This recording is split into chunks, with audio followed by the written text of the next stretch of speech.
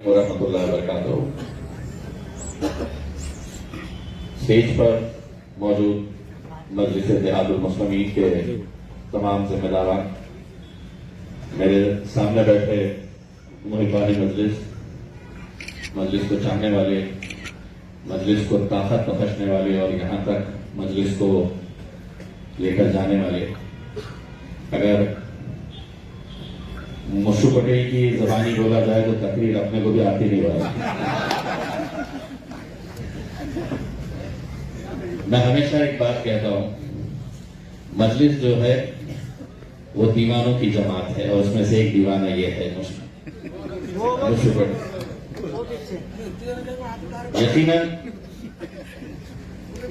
एक ऐसा जुनून, ऐसा जोश शायद ही किसी सियासी पार्टी के कार्यकर्ताओं के अंदर, चाहने वालों के अंदर होता होगा जो मैंने 2014-2019 के अंदर देखा।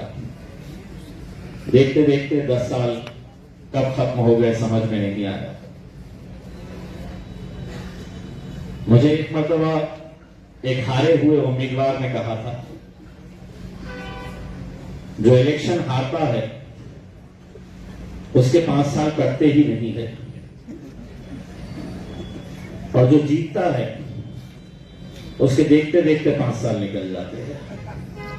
और आज 10 साल के बाद मैं ये एहसास करता हूं कि वाकई में 10 साल कैसे निकल गए हैं। आज यहां पर आए हैं, सबसे पहले तो मैं आप लोगों को, कल दोपहर 1 बजे हमें अकोला जाना है, जहां पर बैरिस्टर असदुद्दीन अवैसी साहब और हम सब वहां पर एक अजीम शान जलसा होने जा रहा है। 2.5-3 घंटे का रास्ता है समृद्धि से। कल इंशाअल्लाह दोपहर में 1 बजे निकलेंगे। आप सभी लोगों से मैं इल्तिजा करूंगा कि जो आ सकते हैं जरूर आए, क्योंकि अब चुनाव का बिल्कुल तकरीबन बच चुका है। पहले ऐसा था कि 22 तारीख के दिन जब राम मंदिर का 1 मैन शो किया जाएगा, उसके फौरन बाद आचार संहिता लग जाएगी। फिर ये बात सामने आई कि अबू धाबी के अंदर एक मंदिर का उद्घाटन करना है, उसके फौरन बाद हो जाएगी। अब इनके मूड के ऊपर है, कभी भी ये ऐलान कर सकते हैं कि इलेक्शन का बिगुल, आचार संहिता कहीं से भी लगा सकते हैं। यकीनन 2-3 दिनों के अंदर जो बातें सामने आई, जो मीडिया ने जिस तरीके से इसको उठाया, बहुत सारे पार्टी के जिम्मेदारान मेरे पास आए और उन्होंने मुझसे पूछा कि ये फैसला क्यों लिया गया है, ये फैसला सही है या ऐसे ही लिया गया है। किसी ने कहा ये गुगली है, किसी ने कहा कि किसी को डराने के लिए किया गया। तो यकीनन सबके मन में एक सवाल था, लेकिन मेरे मन में सवाल बड़ा क्लियर था और उसकी वजह यह है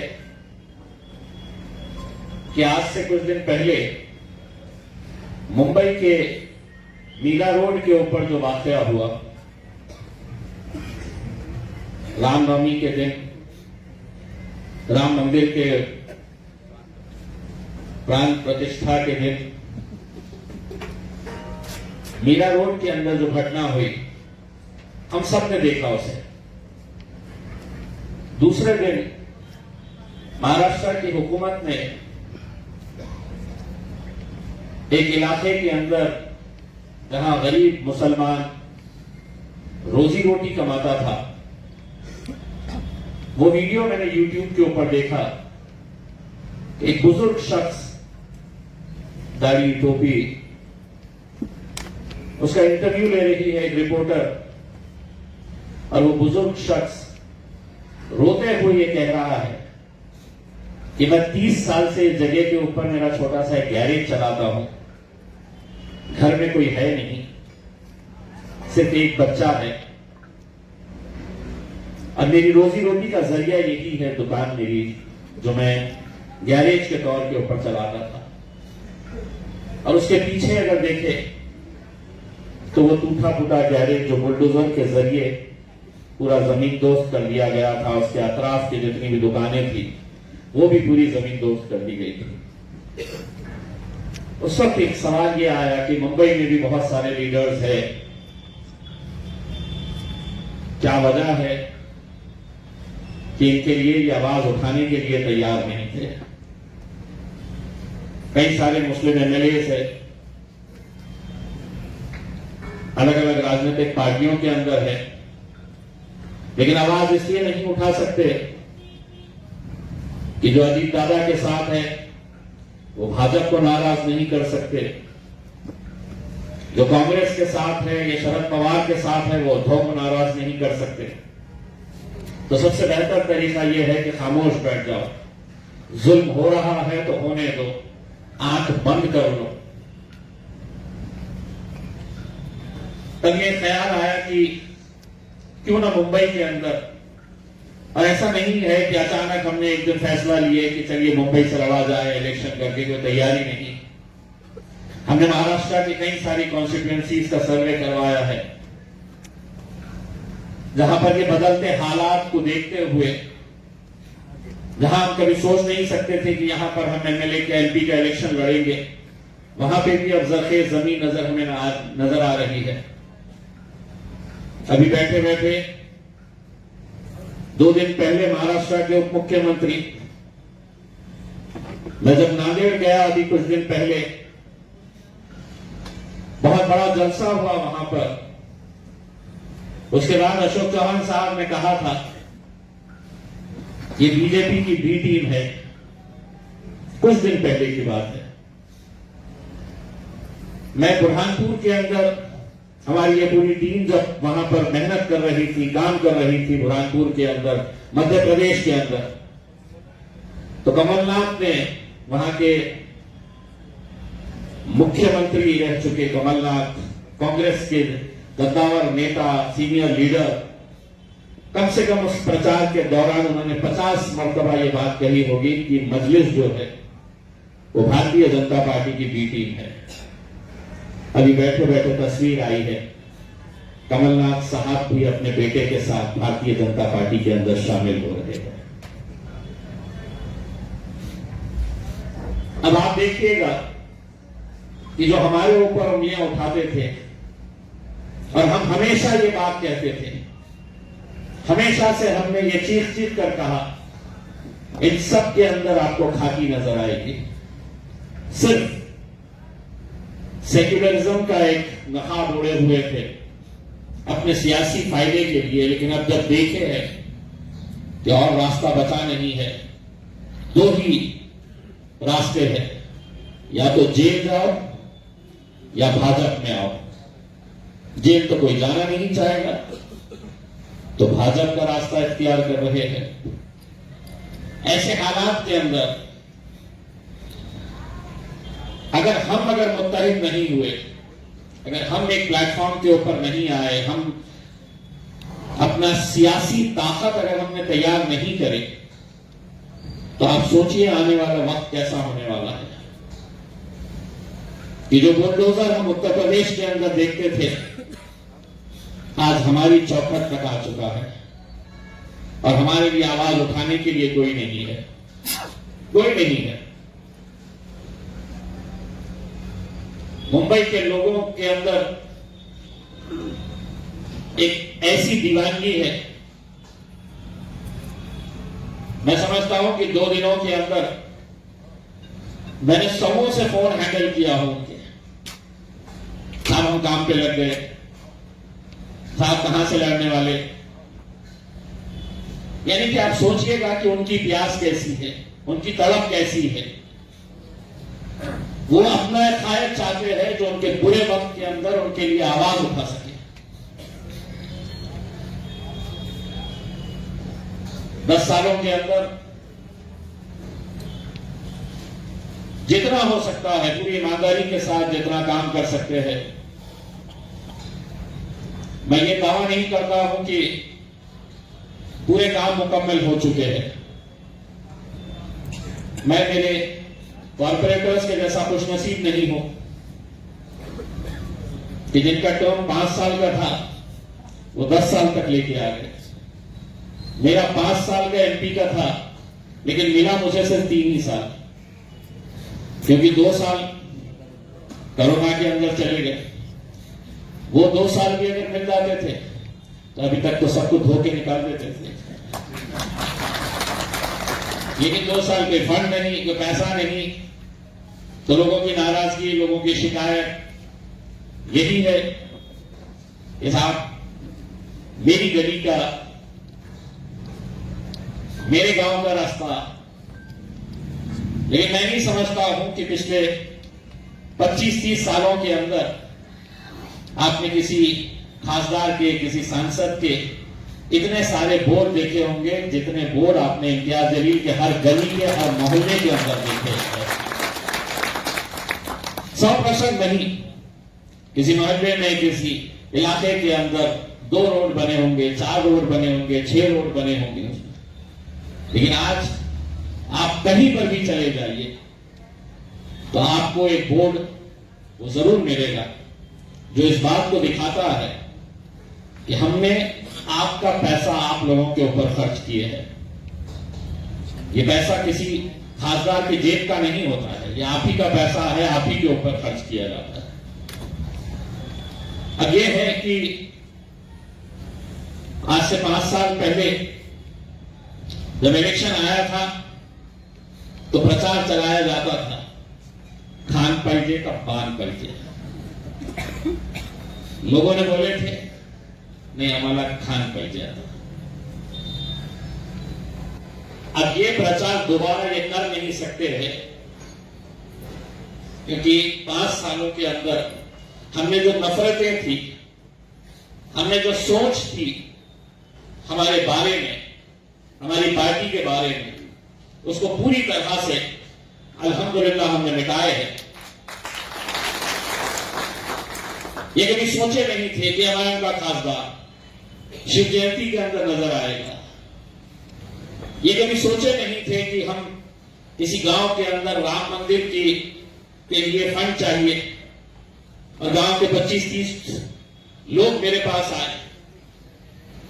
उनको यकीन नहीं हो रहा था कि हम एक एमआईएम के खासदार के पास जा रहे हैं और उसने कहा कि हाँ मैं दूंगा क्योंकि ये पैसा तुम्हारा है, मैं तुम्हीं को दे रहा हूं।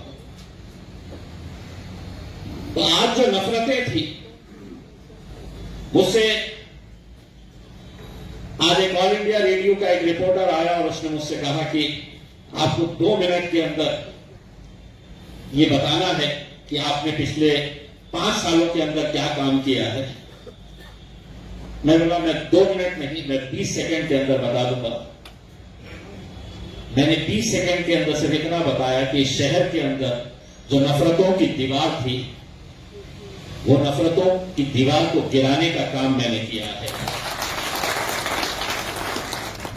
और उसके जरिए आज शहर की पहचान इस हिसाब से थी कि ये दंगों का शहर है, हर छोटी मोटी बात के ऊपर यहां पर दंगे होते हैं, और कुछ हद तक सही भी था। लेकिन आज अल्हम्दुलिल्लाह यहां पर जो काम हुए, जो पैगाम हमने लोगों तक पहुंचाया, उसका नतीजा है कि आज लोगों को देखने का नजरिया पूरी तरह से बदला है। वरना क्या वजह है कि कल कन्नड़ से एक मनसे का सीनियर पदाधिकारी मजलिस के अंदर ज्वाइन होता है, मराठा समाज का। यह मामूली बात नहीं है, क्योंकि शुरुआत में तो हमारे को इस नजर से देखा जाता था कि यह तो आतंकी संगठन है। एमआईएम मतलब आतंकी संगठन। जो मजलिस के साथ पहले दिन से जुड़े हुए हैं वो अच्छी तरह से जानते हैं कि मजलिस का सिर्फ, अर्जू साहब इस बात की गवाही देंगे कि मजलिस का सिर्फ पतंग की निशानी अगर मोटरसाइकिल के ऊपर लगाई जाती थी तो उस मोटरसाइकिल के ऊपर कार्रवाई होती थी। एमआईएम का स्टिकर अगर रहता था तो उसके ऊपर कार्रवाई होती थी। लेकिन आज एमआईएम का झंडा लेकर हम बंबई तक पहुंच जाते हैं और पुलिस वाले हमारी सलामी के लिए औरंगाबाद से मुंबई तक खड़े रहते हैं, और इसकी गवाही इतने सारे लोग हैं जो उस वहां तक तिरंगा रैली के अंदर शामिल हुए थे। तो मैंने असद साहब से ख्वाहिश जाहिर की कि मैंने कहा साहब औरंगाबाद अल्हम्दुलिल्लाह एक दूसरा हैदराबाद हो चुका है। हम क्यों दूसरे इलाके के अंदर नहीं जाए और क्यों दूसरे इलाके के अंदर मजलिस को बढ़ाएं? मैंने अपने तरफ से पैगाम दिया, असद साहब ने कुछ बोले नहीं, लेकिन उनका जो देखने का तरीका था मेरी तरफ, उससे मैं समझ गया।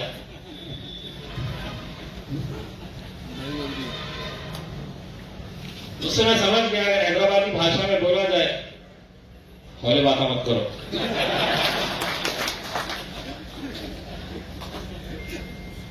लेकिन आप मेरे नजरिए से अगर सोचेंगे, मैंने कल समीर सारे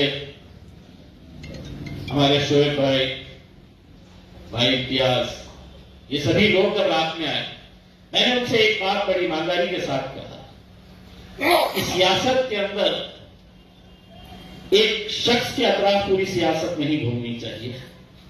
एक इंडिविजुअल के नाम के ऊपर चल रहा है कि एमआईएम चल रही है तो इम्तियाज जलील की वजह से चल रही है। कहीं ना कहीं एक नई लीडरशिप को डेवलप करने की जरूरत है।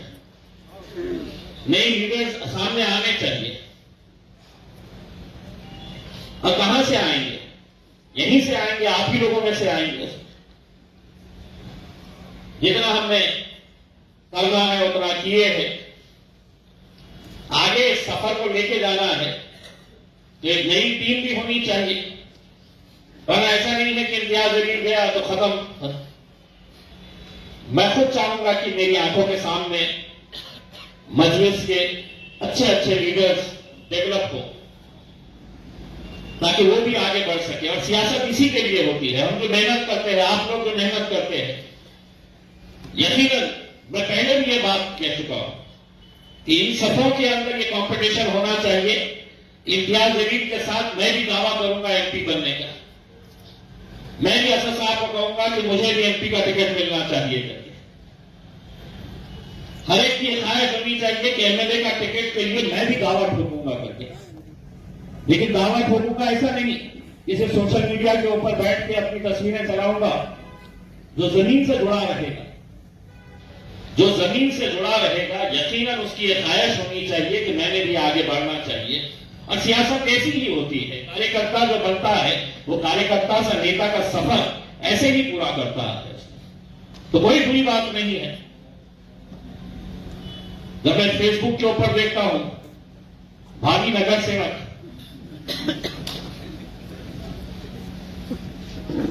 कहां है चेहरे? रखिए, ख्वाहिश रखिए, बिल्कुल रखना चाहिए। लेकिन अभी से अगर शुरू कर पाएंगे तो वो इलेक्शन आया है तक एक इलाके के जो 4 भावी नगर सेवक हैं, वो वहां पे मजलिस को बढ़ाने की जगह चारों एक दूसरे को गिराने के चक्कर में ही मजलिस को वहां खत्म कर देंगे। तो अपना नाम लिखो, भावी मत लिखो। भावी बनाने वाले जो है वो ये लोग रहते हैं, ये आप लोग रहते हैं। यकीनन आज मुझे इस बात की खुशी है कि इन 5 सालों का जब हिसाब निकाला गया और 2 एमपी के सवालात का पूरा जायजा लिया गया, तो ये आप लोगों के लिए भी फख्र होना चाहिए कि 550 के ऐवान के अंदर सबसे ज्यादा सवाल अगर किसी ने पूछा है तो मेरे नायब बैरिस्टर असदुद्दीन अवैसी साहब ने और ये नतीज ने। आज के इस दौर के अंदर बहुत हिम्मत लगती है लोकसभा के अंदर खड़े रहकर मेरा नायब जब हुकूमत की आंख में आंखें डालकर उस चर्चा के अंदर हिस्सा लेता है। 75 सालों के अंदर कभी किसी मंदिर, मस्जिद या किसी इबादत गाह के ऊपर चर्चा नहीं हुई है। और ऐवान जो है वो पार्लियामेंट हो या असेंबली हो, वो इसलिए नहीं बनाए जाते हैं कि हम एक पूरा दिन तुम्हारी मंदिर के बारे में, तुम्हारी मस्जिद के बारे में, तुम्हारी इबादत गाह के बारे में चर्चा करेंगे। लेकिन इस बार इन्होंने लेकर आए कि एक पूरा दिन हम इसके ऊपर चर्चा करेंगे और उसी चर्चा के अंदर बहुत हिम्मत की बात है जब असदुद्दीन अवैसी खड़े रहकर कहता है कि तुम्हारे लिए होगा वो, लेकिन वो हमारे लिए मस्जिद थी, है और रहेगी। ये बहुत आसान बात नहीं है। आज के इस माहौल के अंदर जहां आपके 300 सवा 300 एमपीस आपको बोलने तक नहीं देते हैं, आप खड़े रहते हैं और वो वहां से कुछ न कुछ नारे लगाते हैं, और उसी सदन के अंदर आपका भाई वहां पर मोदी को कहता है कि हम तुमसे रिजर्वेशन मांगने का मतलब यह है कि अपना सर दीवार से फोड़ने के बराबर है। लेकिन एक बात याद रखो कि इस मुल्क में अगर तुम मुसलमानों को पीछे छोड़ेंगे तो यह मुल्क कभी आगे नहीं बढ़ सकेगा। ये बोलना, ये ताकत यहां से आती है मेरे भाई, आप लोगों के पास से मिलती है ये ताकत। ऐसे हालात के अंदर मुझे मालूम नहीं है, कल असद साहब आने वाले हैं और उन्होंने कहा है कि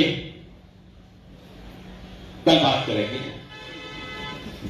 असद साहब का जो भी फैसला होगा, लेकिन इसका मतलब ये नहीं है कि हम मजलिस के लिए काम भी नहीं करेंगे। अपना काम की रफ्तार जो है वो वैसे ही जारी रखिएगा, अपने काम की रफ्तार जो है उसको और बढ़ाइएगा। क्योंकि आपको मालूम है इस शहर के अंदर गैरों की जरूरत नहीं है, गिराने के लिए अपने ही कुछ लोग काफी है। और उन्हें कहां से खत पानी दिया जा रहा है ये भी मैं अच्छी तरह से जानता हूं। वो ये समझते हैं कि जहां से उन्हें खत पानी दिया जा रहा है तो वो खामोशी में दिया जा रहा है। जो दे रहे हैं वो भी मेरे जानने पहचानने वाले हैं, मेरे भी दोस्त हैं।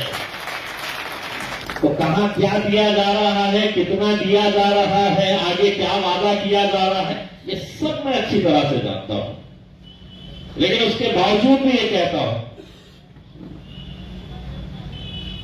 मुझको पटेल इम्तियाज जलील किसी के आगे झुका नहीं है और ना डरा है, ये बात अच्छी तरह से समझ ले। ये लगने भगे चिल्लरों को तो मैं कभी भी बोझ के फेंक डालूंगा उसके अंदर, बिल्कुल बेफिक्र रहिएगा। ये नहीं समझना कि, और मैं दिखने में थोड़ा सा शरीफ लगता हूं, इतना हो नहीं है असल में। एक व्यक्ति की ताकत क्या होती है मैंने कभी दिखाया नहीं है।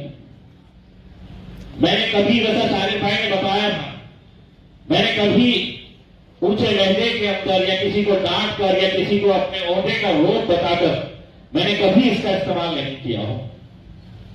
लेकिन जब साफ पानी सर के ऊपर से चले जाएगा तो कुछ ना कुछ तो मैं भी कर लूंगा।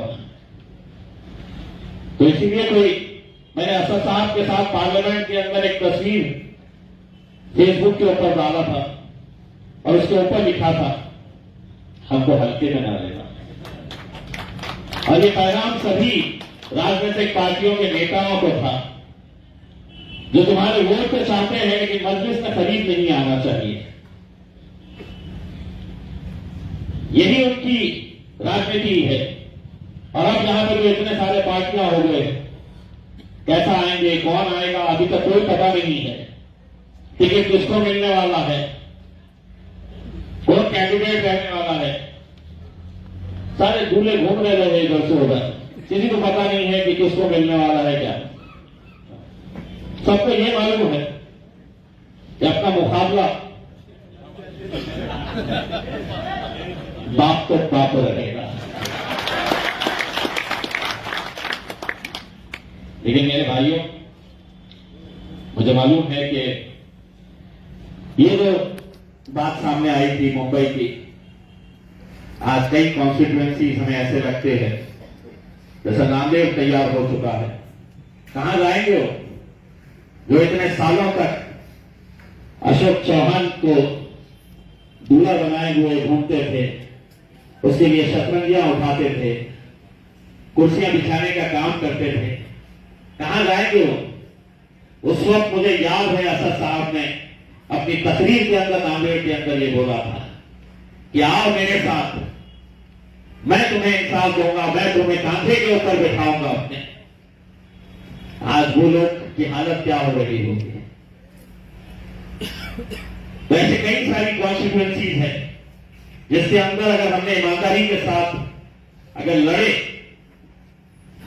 पूरी ताकत के साथ अगर हम लड़े, तो बहुत सारे अच्छे मौजूदे भी देखने को मिल सकते थे। बस आप लोगों का साथ, आप लोगों की दुआएं चाहिए। और मजलिस औरंगाबाद के अंदर ये समझ लीजिएगा कि अब शख्सियत आएंगी और जाएगी, लेकिन मजलिस जिस मजबूती के साथ यहां पर अपने पैर जमा चुकी है, जो कदम यहां पर जमा चुकी है, उसे कोई नहीं कमजोर कर सकता है। इंशाअल्लाह कोई नहीं कमजोर कर सकता है। बस हमें अपनी ताकत को बरकरार रखना होगा।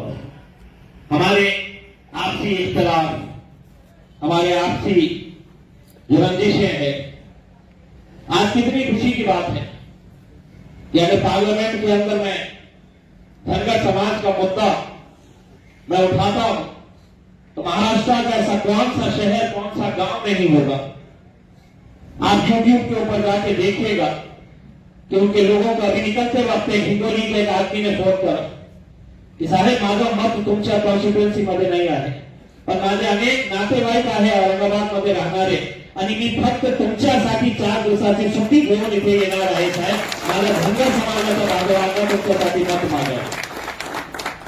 तो ये परिवर्तन जो हुआ, आज आदर्श के जितने भी लोग हैं, 60-65 हजार लोग कितना भी कहे, डॉक्टर करार साहब कहे, खैरे साहब कहे, ये सियासत के नजरिए से कर रहा है, लेकिन सोचो आप, जिस महिला की जिंदगी भर की कमाई 1.5 लाख रुपए है, वो बैंक में डालती है और उसको ये बताया जाता है कि अब मुझे पैसा नहीं मिलने वाला है।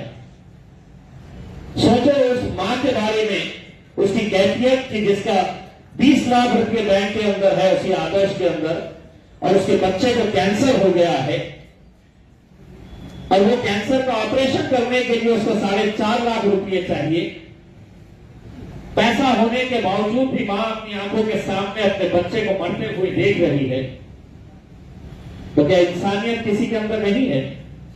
हर चीज सियासत के नजर से किया जाएगा, हर चीज सिर्फ राजनीति के नजर से किया जाएगा। 22 लोग अभी तक मर चुके हैं, उनकी मौत का कोई जिम्मेदार नहीं है। क्या गरीब है तो मरने दो, छोड़ो उनको मरने के लिए। जब वो मां आती है, संतोष की मां मेरे पास, अगर बिलक बिलक कर रोती है तो मैं उसको क्या जवाब देना चाहिए? और मैं आपको यकीन के साथ कहता हूं, कोई नहीं था उनके लिए खड़े रहने वाला। ना पुलिस स्टेशन वाले उनको अंदर आने देते थे, डीडीआर ऑफिस वाले कहते थे कि तुमने हमसे पूछकर डाले थे क्या पैसे। अगर आज इम्तियाज जलील वहां से हट गया तो उन लोगों ने भूल जाना चाहिए कि उनका 1 रुपया भी उनको वापस मिलने वाला है। लेकिन जब तक मैं हूं, मैं उनको जबान दिया हूं कि तुम्हारा 1-1 रुपया वापस करने की जिम्मेदारी सरकार की नहीं, इम्तियाज जलील की रहेगी। कहते एक यकीन तो पैदा किए हैं हमने। आज गांव के अंदर आप सोचिएगा जो माहौल बना हुआ है कि हर एक के पास बैंक है, हर एक के पास। गजानन बोरसे नाम का एक भारतीय जनता पार्टी का कट्टर कार्यकर्ता, जो बीजेपी की जहां पर भी सभा होती तो उसको कॉल किया जाता था कि यहां पर मेरे को नौजवान लड़कों को तो गाड़ियों में भरकर जमा करके सभा के ठिकाने के ऊपर लेकर आना है। जब वो गया अपने नेताओं के पास तो किसी ने उसकी दखल नहीं ली। आज वो जब मेरे पास आता है तो वो शपथ खा के कहता है कि साहिब, जब तक मेरी जान में जान है मैं सिर्फ आपके साथ खड़े रहूंगा, आपके लिए लड़ूंगा, आपके लिए काम करूंगा। तो ये अपने काम की बुनियाद के ऊपर हम आज इस मुकाम के ऊपर आए हुए हैं। हमने जो काम 10 सालों के अंदर किए हैं उसी का नतीजा है कि आज लोगों के जहनों के अंदर जो बातें थी, जो डर था, जो खौफ था, वो खत्म हुआ है और आज मजलिस के साथ लोग जुड़ रहे हैं, हमारे साथ आ रहे हैं, काम कर रहे हैं। इसलिए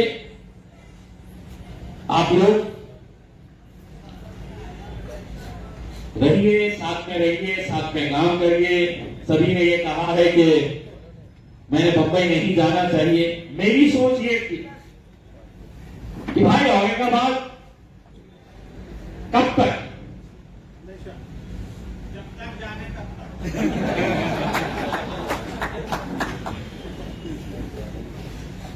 लेकिन आप ये भी नजरिए से सोचिए कि आज महाराष्ट्र के अंदर मुंबई में इतना बड़ा एक वैक्यूम है लीडरशिप का कि वहां पर है रहा है करके, लेकिन उस रात अपनी जान अगर जोखिम में डाल कर मैं वहां पर गया तो मुझे मालूम है कि अगले दिन पूरे हिंदुस्तान में दंगा हो सकता था, क्योंकि राम मंदिर के ऊपर हमला होने वाला था।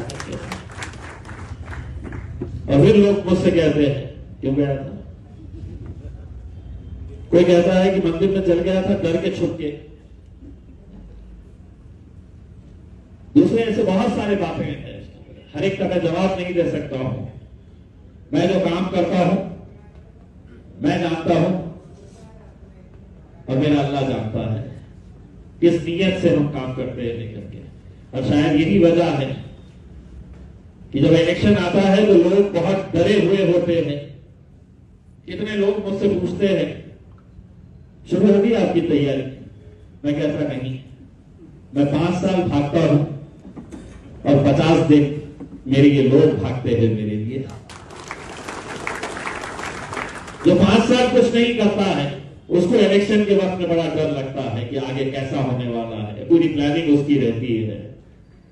लेकिन मुझे मालूम है कि 2014 कैसा जीते, 2019 कितने सारे लोग हैं, ईमानदारी से रखे साहब दिल पे हाथ रख के बोलो, 2014 के अंदर एक डर था ना कि जीतेंगे नहीं जीतेंगे, कहां से आते वोट देते नहीं मिलते करके, लेकिन हुआ। आगे भी इंशाल्लाह मजलिस बढ़ेगी। आप लोगों का सभी का काका साहब काकड़े आपकी सेल्फी इंशाल्लाह जारी रहेगी। हमीद बॉक्सर आप बेफिक्र रहिएगा, आपकी खुराक जो है आपकी सेल्फी है। आपको 2 टाइम खाना नहीं दिया चलेगा लेकिन एक सेल्फी हो जाना चाहिए। तो मैं आप सभी लोगों का तहे दिल से शुक्रिया अदा करता हूं। और ये आज क्यों बुलाया गया था, ये सवाल था तो समीर भाई और शारिक साहब ने कहा था कि साहब इलेक्शन करीब आ रहे हैं, एक मरतबा सबसे मुलाकात करेंगे, सबसे बात करेंगे, सबके अंदर एक नई ऊर्जा भरेंगे। और जब ऊर्जा भरने की बात आई तो सबका जोश ऐसा नीचे से नजर हो गया, ये क्या हो गया है, क्या बोलना है। जो भी होगा इंशाल्लाह कल असद साहब फैसला करेंगे, बात करेंगे और जो भी होगा मजलिस के हाथ में इंशाल्लाह फैसला होगा। ये मैं आपको इतना यकीन दिलाता हूं और उम्मीद करता हूं कि जो मोहब्बतें आप लोगों ने मजलिस के साथ इतने सालों से देते आए हैं आगे भी मजलिस का साथ देते रहेंगे इंशाल्लाह। अल्लाह ने जो भी सही फैसला होगा वो फैसला हमें असद साहब सुनाएंगे और जो भी फैसला रहेगा आप सबको कबूल करना होगा उसमें। और यही एक पार्टी का फैसला होता है। शारिक भाई ने बगावत के सूर अभी से ही डाल दिए हैं कि जो भी फैसला होगा हमने मानने वाले हैं, ऐसा नहीं होता है। जो भी होगा इंशाल्लाह अच्छा फैसला होगा। कल असद साहब आएंगे, असद साहब के साथ डिस्कस करेंगे, बात करेंगे इंशाल्लाह। और आप यकीन रखिएगा कि असद साहब की भी तरफ यही है। उन्होंने तो असद भाई ने औरंगाबाद को इतना ये अपना शहर माना है कि उन्होंने हैदराबाद की तकरीर के अंदर एक बार कहा था कि मैं जब नहीं रहूंगा तो मैं चाहूंगा कि औरंगाबाद की सरजमीन के अंदर मुझे दफनाया जाए करके। इसमें पार्लियामेंट के अंदर भी उन्होंने ये बात कही है। इसमें तो बहुत बहुत शुक्रिया आप सभी लोगों का यहाँ पर आए हैं।